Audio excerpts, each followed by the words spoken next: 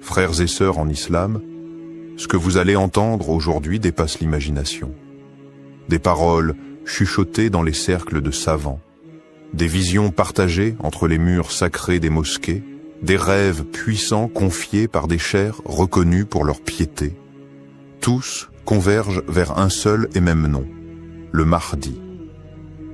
Il ne s'agit pas de rumeurs ordinaires. Ce sont des récits que peu osent dévoiler et qui pourraient si bien annoncer le début d'un bouleversement prophétique. Que se passe-t-il aujourd'hui dans le monde musulman? Pourquoi tant de savants, de chers et de guides spirituels parlent-ils de son imminente venue? Avant de plonger dans ces révélations, abonnez-vous à cette chaîne, La Foi Islamique. Ensemble, explorons la vérité à la lumière du Coran, de la Sunna et des signes des temps.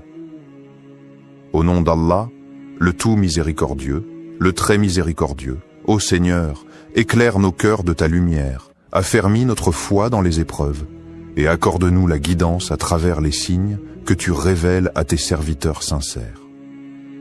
Partie 1. Les cheikhs qui ont parlé. Des voix respectées qui s'accordent. Ils ne sont ni des youtubeurs sensationnalistes, ni des rêveurs illuminés.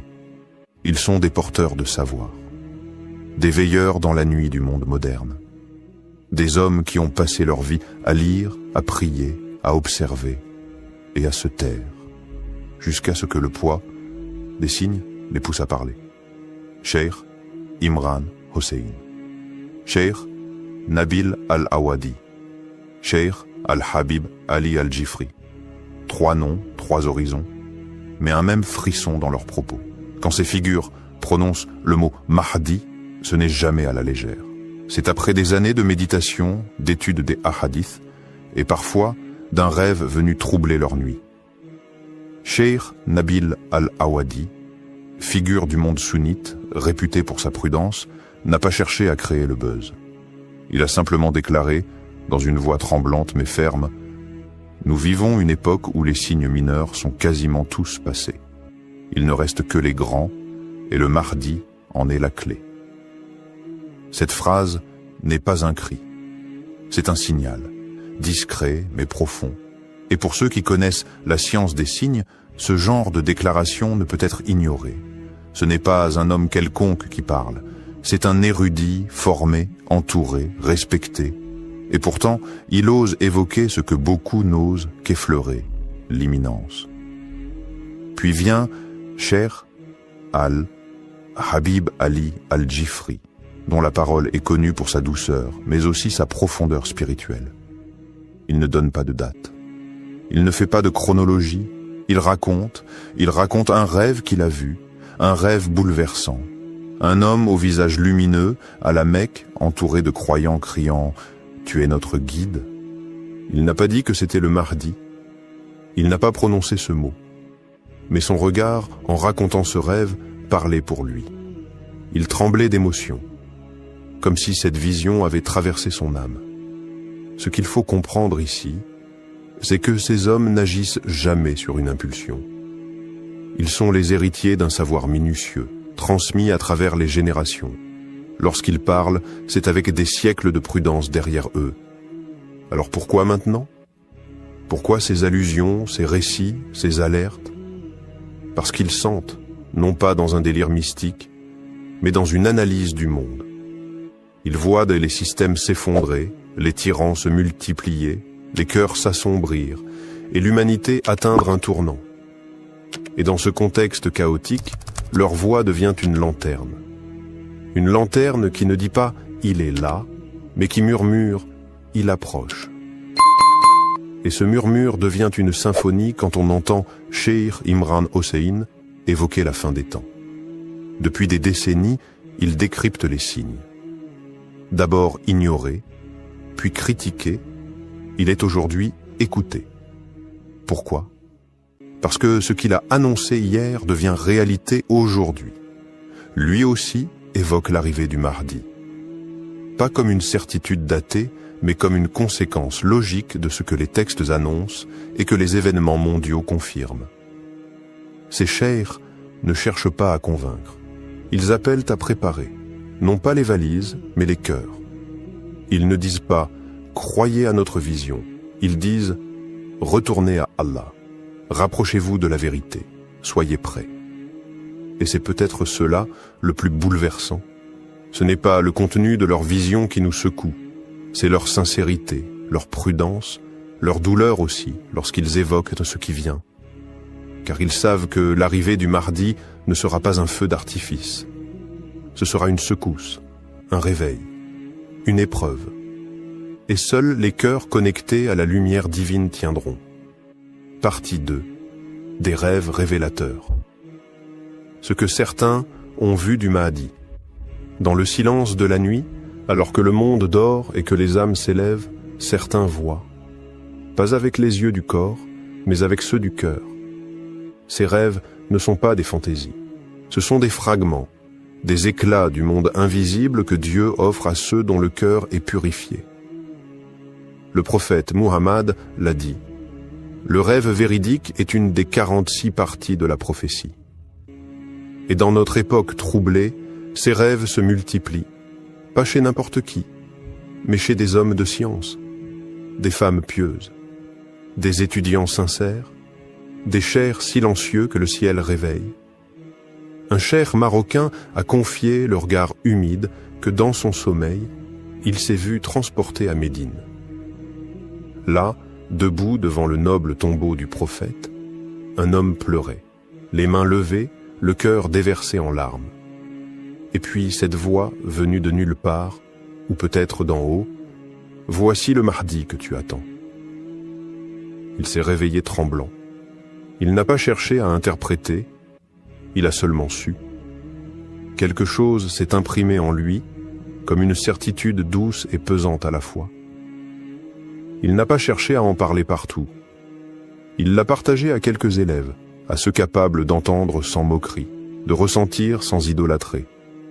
Ce rêve n'est pas isolé. Il fait partie d'une constellation. En Égypte, un fakir raconte avoir vu une foule immense autour de la Kaaba. Un homme, vêtu simplement, au regard baissé, refusait de monter sur le minbar. Mais les gens le suppliaient. Ils l'appelaient par un nom qu'il n'ose plus répéter sans frissonner. À Karachi, une femme pieuse raconte une vision où la nuit s'est éclairée d'une lumière intense. Un homme marchait entre les ruines d'un monde brisé. Derrière lui, des enfants, des savants, des orphelins. Il ne parlait pas, mais sa présence apaisait. Les oiseaux se taisaient et même le vent semblait écouter. Et ce qui trouble le plus, c'est l'universalité de ces visions. Pakistan, Yémen, Europe, Afrique, Indonésie, France, partout, les récits se recoupent.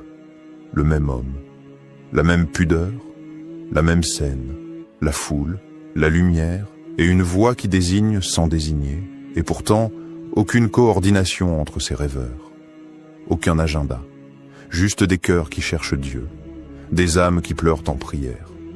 Et parfois, la nuit leur répond. Ces rêves parlent tous de la même chose.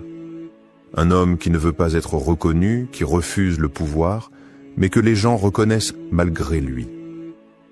Un homme qui pleure devant le prophète et qui porte une lumière intérieure que même les aveugles sentiraient en passer. Alors, que faire de ces récits? Les rejeter en bloc? Les ranger dans une case de coïncidence collective? Ou faut-il, peut-être, se poser une autre question? Et si ces rêves n'étaient pas là pour désigner un homme, mais pour réveiller des cœurs?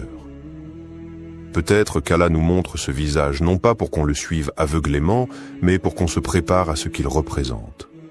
La fin de la corruption, le retour de la justice, le triomphe de la vérité. Le début d'une ère où l'islam se vivra avec sincérité, non plus dans la peur ou la honte. Et dans cette époque pleine de mensonges, de confusion et de douleur, ces rêves sont peut-être les derniers flambeaux avant la grande lumière.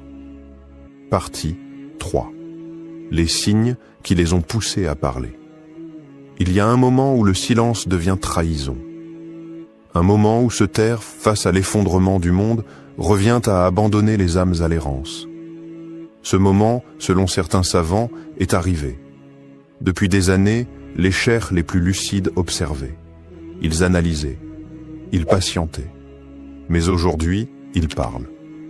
Et si des voix comme Cheikh Imran Hossein, Cheikh Nabil Al-Awadi ou Cheikh Al-Jifri ont décidé de s'exprimer sur le Mahdi, ce n'est pas par hasard.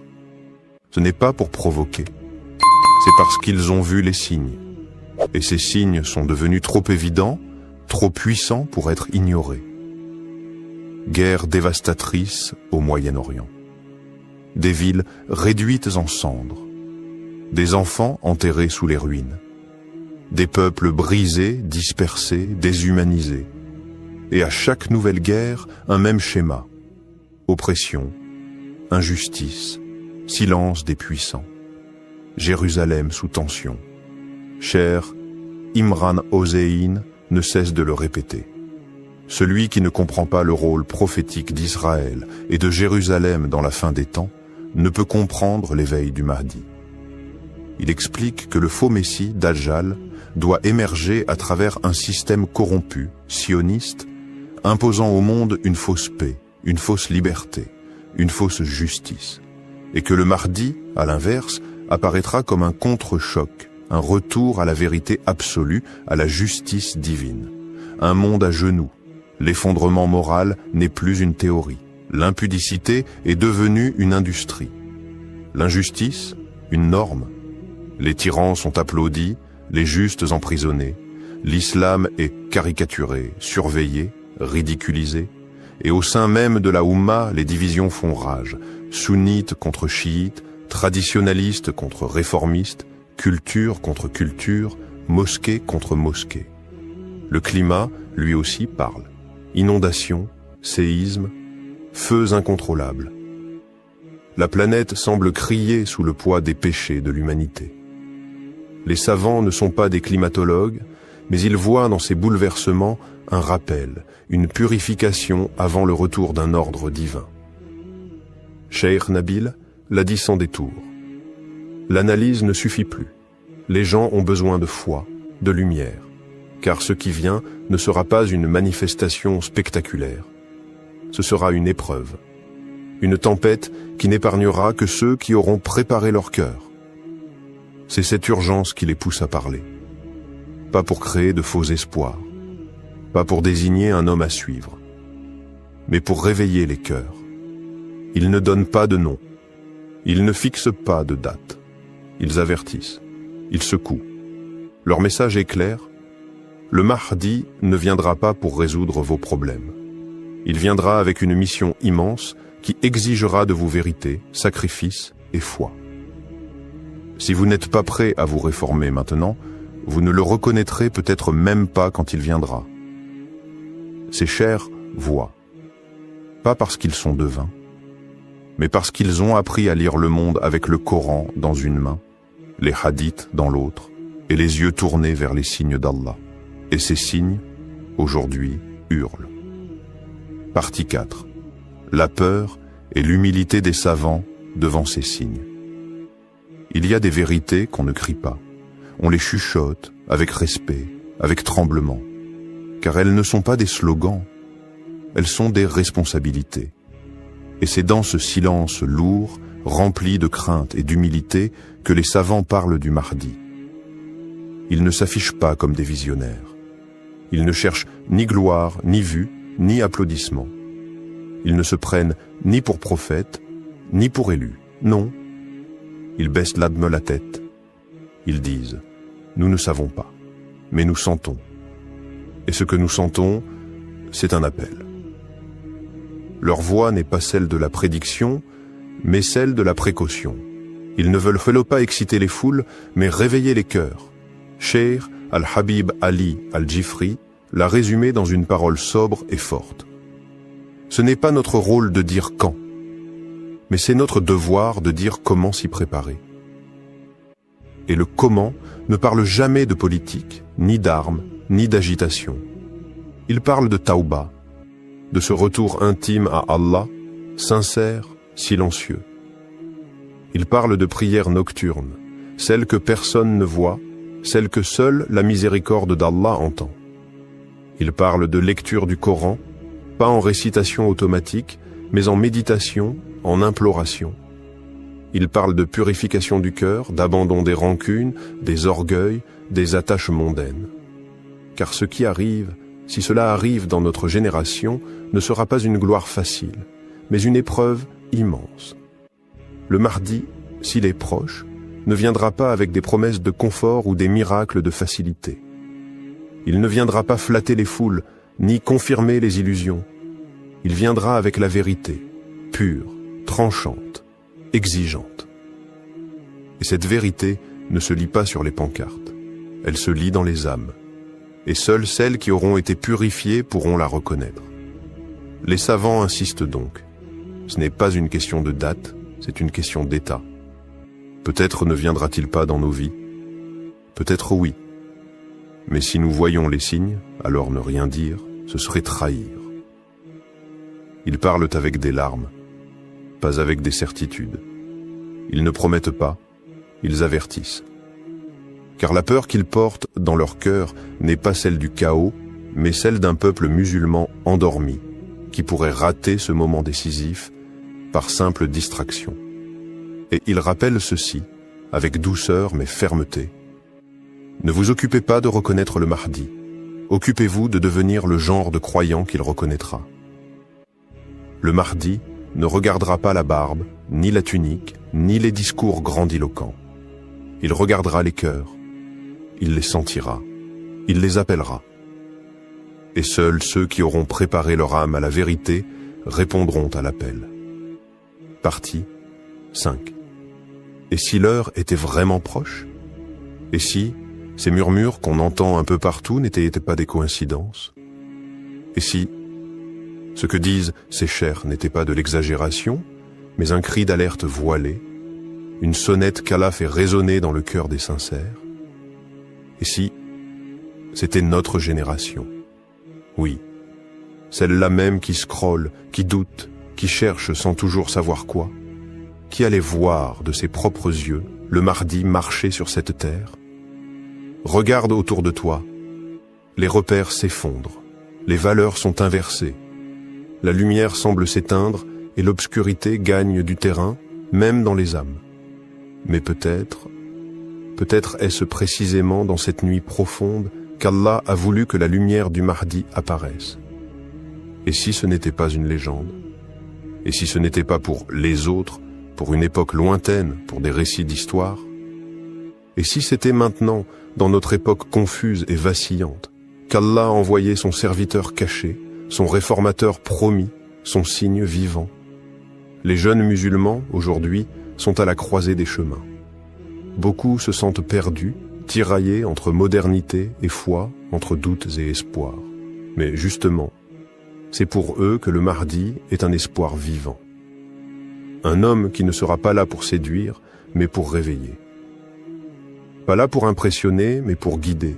Pas là pour caresser l'ego, mais pour bousculer les cœurs. Il n'aura pas besoin de microphone. Il n'aura pas besoin de projecteur. Sa lumière viendra d'Allah, et ceux qui l'attendent avec foi le reconnaîtront sans confusion. Mais attention, ce n'est pas en spéculant sur lui qu'on se prépare. Ce n'est pas en débattant de son nom, de son origine, ou de ses gestes qu'on devient un de ses partisans. Ce n'est pas en surveillant les réseaux ou en cherchant des dates que l'on se tient prêt. C'est en purifiant son cœur. C'est en revenant à la prière, même quand personne ne regarde. C'est en refusant l'injustice, même dans le silence. C'est en écoutant les appels des savants, ces hommes droits qui n'ont rien à vendre, mais tout à transmettre. Non pas pour alimenter la panique, mais pour réveiller la foi. Parce qu'un jour, peut-être bientôt, peut-être très bientôt, tu te lèveras un matin et tu entendras que quelque chose a changé à la Mecque, ou qu'un homme inconnu a rassemblé des croyants, et que les visages pleurent, que les cœurs vibrent, et que ce que tu croyais loin était maintenant tout proche. Alors, seras-tu prêt ce jour-là? Ou feras-tu partie de ceux qui ont entendu, qui ont douté et qui diront « Si seulement j'avais pris cela au sérieux ». Frères et sœurs, ce que vous venez d'entendre n'est pas une fiction. Ce n'est pas un récit pour frissonner, ni une histoire pour passer le temps. C'est une réalité qui frappe à la porte.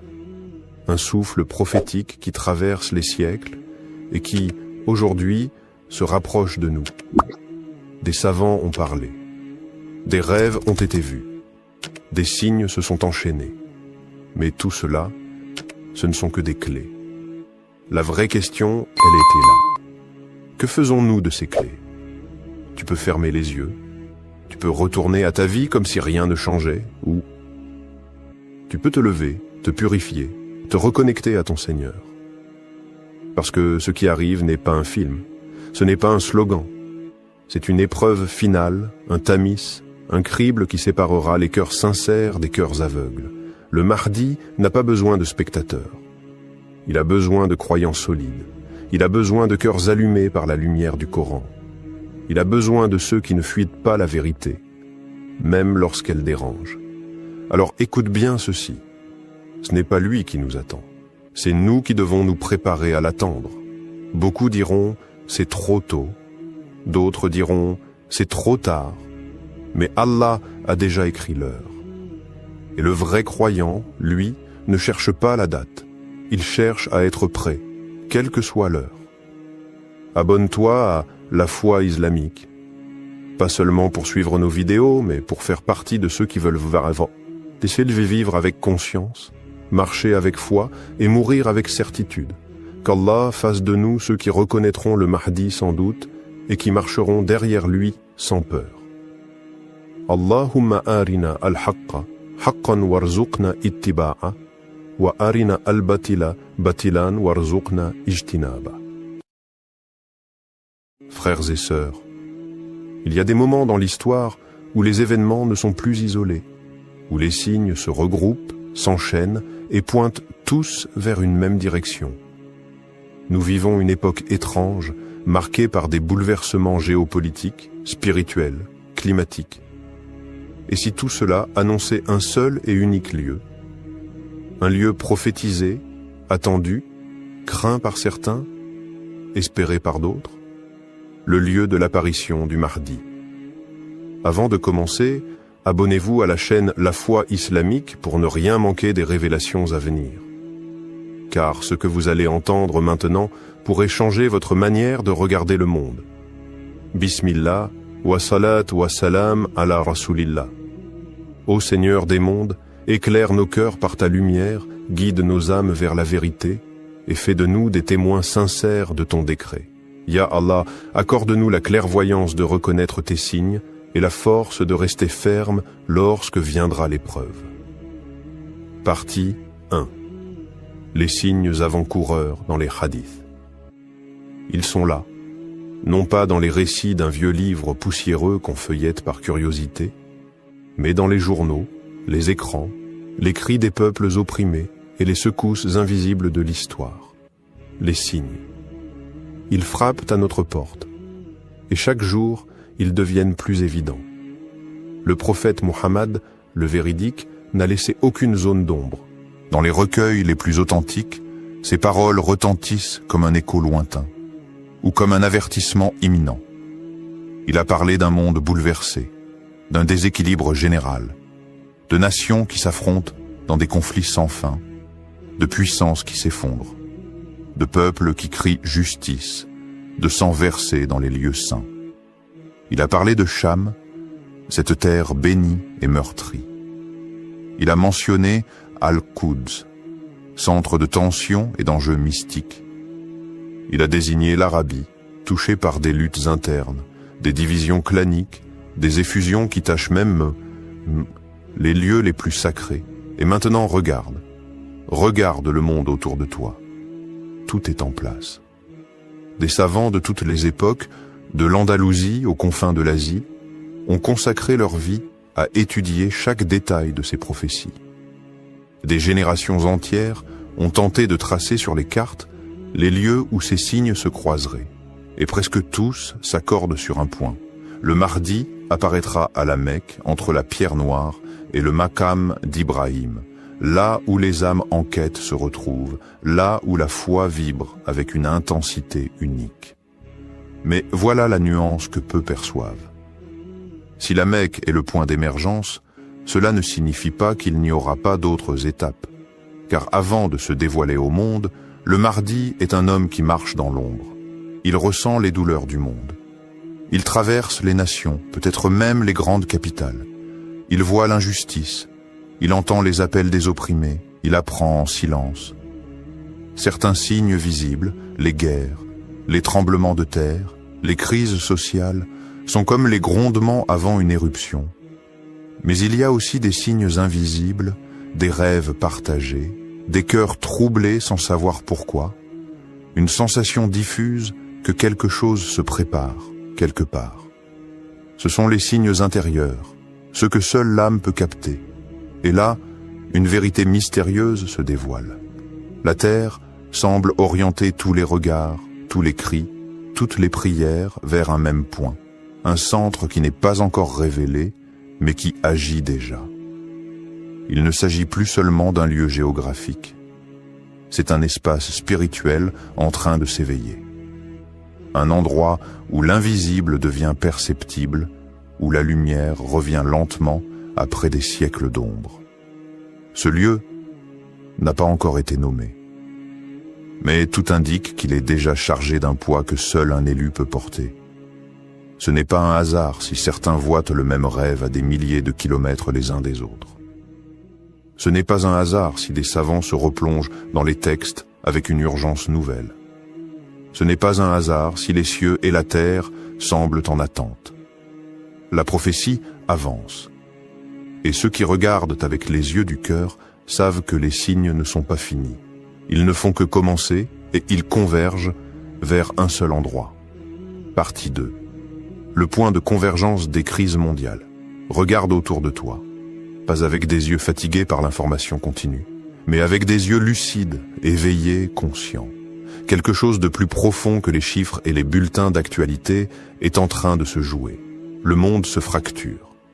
Et pourtant, ces fractures suivent un tracé. Un tracé qui nous ramène toujours au même point. À l'est, le Moyen-Orient brûle. Gaza saigne. La Syrie gémit. L'Irak pense encore ses plaies. Le Yémen supplie dans le silence médiatique. Des bombes tombent, mais aussi des masques. À l'ouest, l'Europe vacille. Elle doute de son identité, divisée entre un passé chrétien qu'elle a renié et un avenir qu'elle ne comprend plus. L'Occident tout entier semble fatigué de sa propre puissance. Les révoltes intérieures, la montée de l'extrême, l'effondrement moral, tout cela n'est pas que politique, c'est spirituel. Mais au centre, quelque chose attire. Quelque chose agit comme un point d'équilibre entre deux mondes, entre l'Orient mystique et l'Occident rationaliste, entre l'islam hérité et l'islam à venir. Ce point, c'est le cœur de la Méditerranée. Une zone où Jérusalem, Damas et la péninsule arabique forment un triangle sacré. Un triangle qui, depuis des siècles, abrite les plus grands bouleversements spirituels et géopolitiques. Mais quelque chose a changé, quelque chose de subtil. Les signes récents, les tensions invisibles, les rêves collectifs, les basculements soudains, tous commencent à indiquer un autre lieu. Un lieu que peu regardent, un lieu qui ne fait pas partie des récits classiques, mais que le destin semble redessiner à la lumière d'une prophétie vivante. Car le Mahdi, avant d'être reconnu, sera inconnu. Il ne surgira pas là où les foules l'attendent, comme on attend un roi avec tambour et fanfare. Il apparaîtra dans la discrétion. Il traversera des terres que l'on croyait marginales. Il portera peut-être un accent inattendu, une allure que personne ne reconnaît. Et c'est précisément là que le divin surprend. Il casse les cadres, il brise les habitudes. Certains signes, presque imperceptibles, orientent désormais notre regard vers un territoire nouveau, à la fois extérieur au monde musulman traditionnel et intérieurement connecté à son cœur. Ce lieu pourrait être en Europe, peut-être même dans une nation réputée pour son orgueil, sa laïcité, ses conflits avec l'islam. Un lieu que l'on pense fermé et qui peut-être cache la clé. Cela te semble improbable? Mais n'est-ce pas ce que l'histoire nous a toujours enseigné? Que les révolutions naissent là où on ne les attend pas. Que les élus viennent de peuples oubliés, que les lumières jaillissent du cœur des ténèbres. Les tensions actuelles ne sont pas seulement politiques. Ce sont des signaux divins. Elles pointent vers un nouveau carrefour, un endroit d'intersection, de rupture et de renaissance. Un point où l'ancien monde s'effondre et où le nouveau prend forme dans le silence. Et si ce lieu était déjà désigné, sans qu'aucun d'entre nous ne l'ait encore compris? Et si les crises elles-mêmes formaient une carte invisible, dessinée par le doigt d'Allah, indiquant l'endroit exact où un événement prophétique doit s'accomplir? Rien n'est au hasard, et les signes ne mentent jamais. Partie 3. Le rôle caché de l'Occident et l'éveil spirituel inattendu. Et si on t'avait toujours appris à regarder au mauvais endroit? Et si les projecteurs braqués sur l'Orient t'avaient empêché de voir que la lumière du renouveau pourrait surgir de l'ombre même de l'Occident? L'idée semble presque choquante, inconfortable.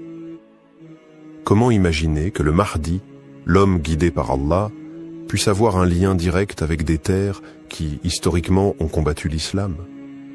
Et pourtant, aujourd'hui, l'Occident n'est plus ce qu'il était. Sous le vernis des villes brillantes, des institutions puissantes et des idéaux proclamés, un autre monde est en train de naître. Un monde de douleur, de fractures, mais aussi d'éveil. Regarde la France. Le climat est hostile, les discours sont durs, l'islam y est combattu sur le plan médiatique, politique, culturel.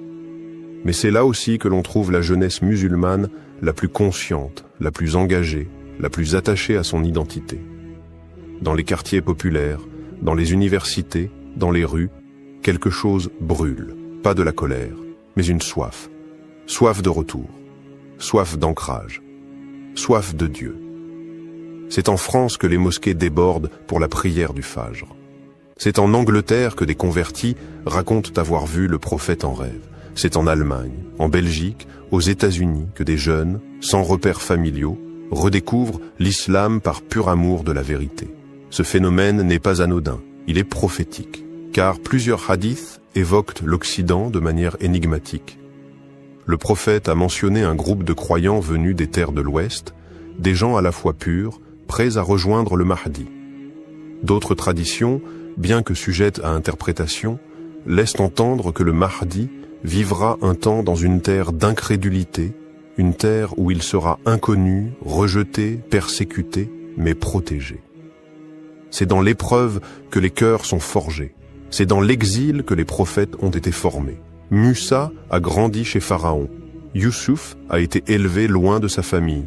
Le prophète Muhammad a été rejeté par les siens avant d'être accueilli à Médine. Et si le Mahdi suivait cette même trajectoire?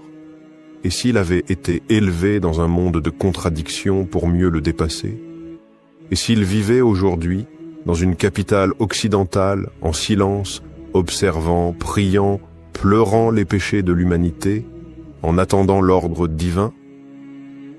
Peut-on imaginer un instant que Paris, cette ville de lumière profane, soit aussi le théâtre secret de la lumière divine?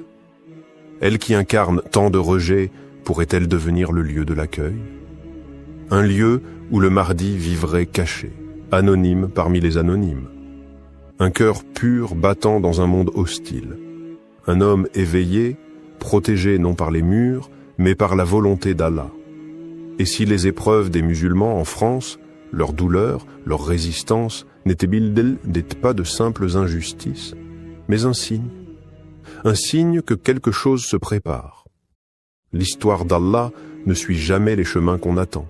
Elle renverse les puissants. Elle élève les opprimés.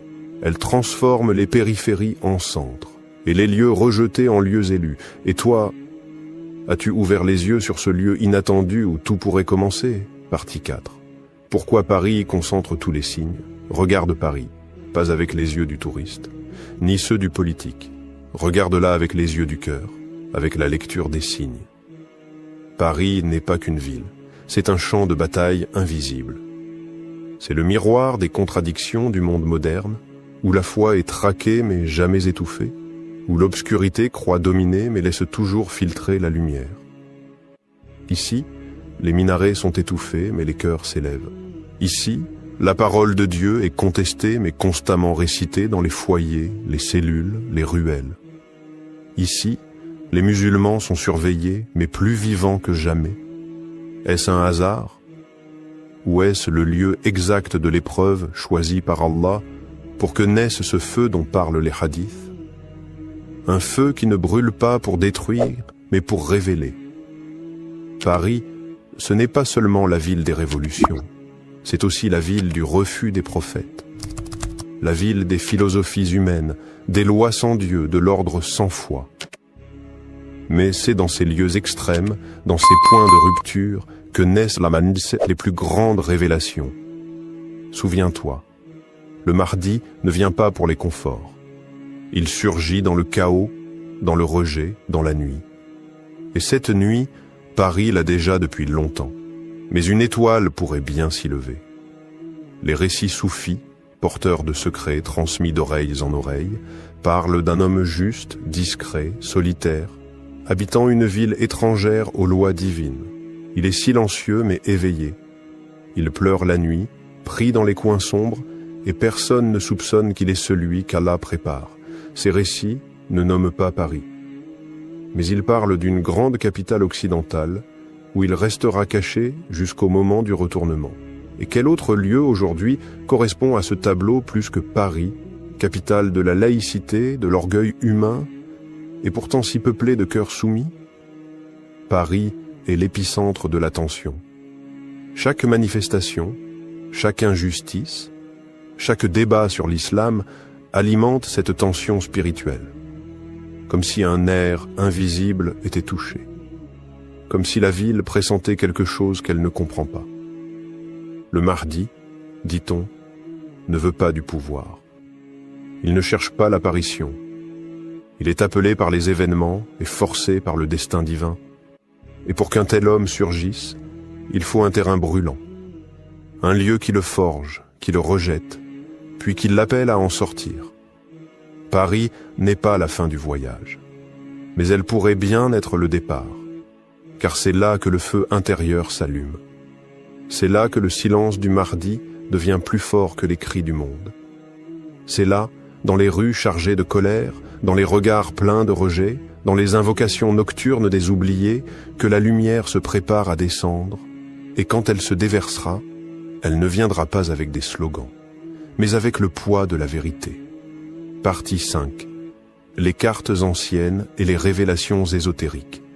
Il existe des cartes que l'on ne trouve pas dans les manuels scolaires, des cartes que l'on ne trace pas avec des frontières politiques, mais avec des lignes invisibles, des lignes d'énergie, des trajets de lumière, des veines spirituelles que les anciens connaissaient. Les maîtres soufis les appelaient par les routes secrètes de la présence divine. Selon eux, certains lieux sur Terre ne sont pas seulement géographiquement stratégiques, mais cosmiquement choisis. Des nœuds où le ciel rencontre la Terre, où le destin du monde s'articule. Parmi ces points faits mystérieux, Paris apparaît, pas comme une ville sainte, mais comme un croisement, un carrefour chargé, un point d'intersection entre les tensions de la fin des temps. Là où les civilisations s'entrechoquent, là où les idées s'affrontent, là où la lumière et les ténèbres dialoguent sans cesse. Des cartes anciennes, juives, chrétiennes et musulmanes mentionnent un centre du monde. Non pas au sens physique, mais énergétique, elles parlent d'un cœur de l'humanité, d'un lieu où les événements de la fin convergeront avant de se rediriger vers l'Est. Et dans ces textes symboliques, on retrouve en filigrane la ville de Paris. Les soufis évoquent une géométrie spirituelle. Mecque, Jérusalem, Damas, et un quatrième point invisible plus à l'ouest. Un point de silence, un point de gestation. Certains maîtres ont chuchoté, loin des foules. Là où les prophètes ne sont pas attendus, là apparaîtra le signe. Et puis il y a les rêves, des croyants sincères, pieux, qui ne cherchent ni gloire ni mythe, rapportent des songes étonnants. Un homme, vêtu simplement, debout au cœur d'une grande ville européenne. Son visage est paisible, son regard porte une lumière antique. Il ne parle pas, mais ceux qui le voient comprennent sans mots. Il est là, et le monde l'ignore. Des coïncidences étranges, des versets récités dans des ruelles, entendus par des inconnus au moment exact où leur cœur cherchait Dieu. Des apparitions de lumière au-dessus des minarets en pleine nuit, des enfants récitant des sourates qu'on ne leur avait pas encore enseignées, des prières exaucées dans les moments les plus noirs. À Paris, ce ne sont peut-être que des coïncidences, ou peut-être sont-elles les signes subtils du réel, comme des gouttes d'eau avant la tempête prophétique. Le Mahdi, selon certains récits, marchera longtemps dans l'ombre avant d'être appelé à la lumière.